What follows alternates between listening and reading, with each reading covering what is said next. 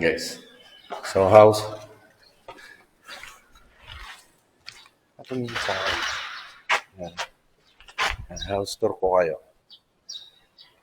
Yan. House tour ko kayo dito sa bahay. Okay? So, ito. Yan. Ito yung garahe. Yan.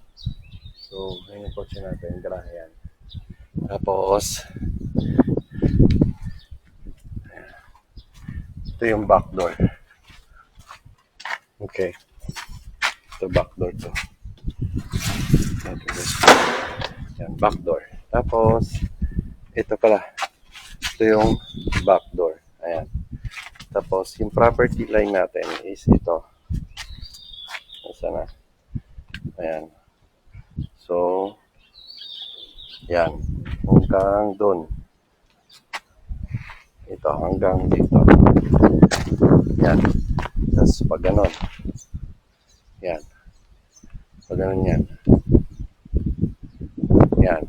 Pag ganon. Tapos, ito yung parking. Ito yung Civic natin. Sakto siya dito sa sa space ng parking. Pero kung standard lot yung kinuha natin, big lot kasi itong kinuha natin. So, standard lot siya, medyo alanganin. Kasi dito sa kabila, yan, yung space, sakto lang para mabuksan yung pinto ng kotse sa ganyang park. Okay, so pasok tayo sa loob. So ito, pagkuha mo naka-screen door na siya. Pasok ka. Yan. Ito yung living area. Yan, living area. Yan.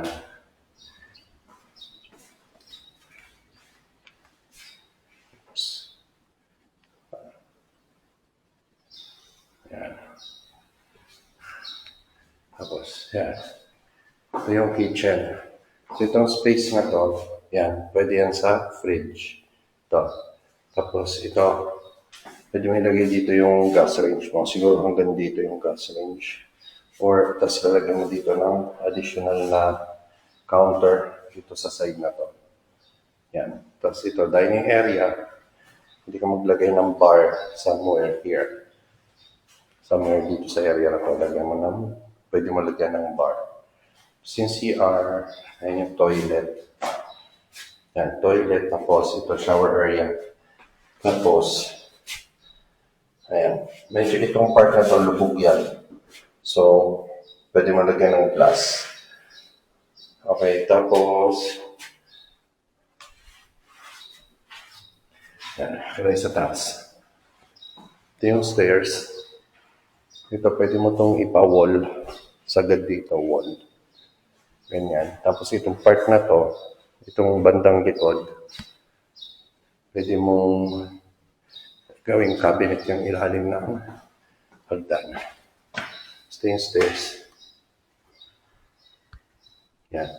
Ito yung stairs pag makita sa taas. Yan. Okay. So, provision siya for 2 bedrooms. So, ito yung master's bed. Tapos dito sa kabila, pwede mo ilagay yung second bedroom. Tapos, ano na rin siya, kisame. May ceiling na siya, tapos lights. Ito. Yan. Okay. So, ito switches. Yan. Yan. Tapos, switches. Wala pang ilaw. Ito yung maganda. Ito yung staircase window. So floor to ceiling yan. Yan. Okay. So yun lang guys. Ganda. Pag andito ka sa kids bedroom, ang view mo is ito.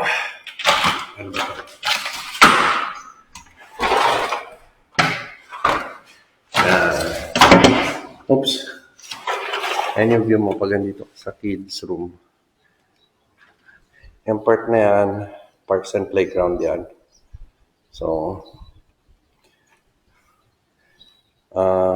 sarado. So, walang, ano dyan, walang obstructed view.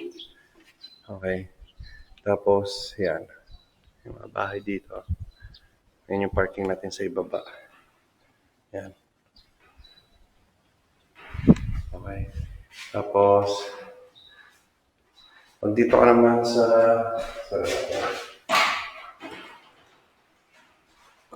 dito na sa kabilang bedroom. Ang view mo dito is, ayan.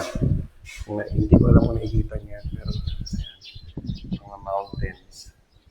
Ayan, try natin ito sa kabila. Ito. Ayan o. Ang view mo. Mountains. Sierra Madre, tsaka ano yan, mga Rizal Mountains yan. Ayan, diba? Ganda. Yan. Ayan yung dulo ng property natin. Yung pader na yan, pag ganon. Tapos ito, pag ganyan. Yan. Okay. So, ayan. So, kaya tayo pumunta dito today. Susukatin ko yung possible na gawin nating room dito sa taas. Tapos, susukatin ko rin yung sa may ibaba. Paano magiging diskarte natin dito sa living room tsaka sa kitchen. So, yun lang guys.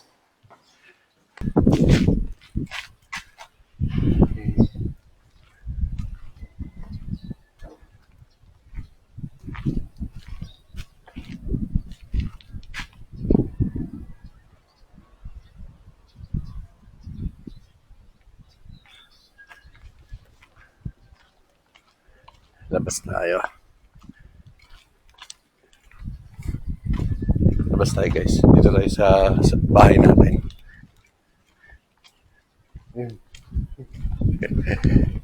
Labas pa tayo. Bili tayong bond paper.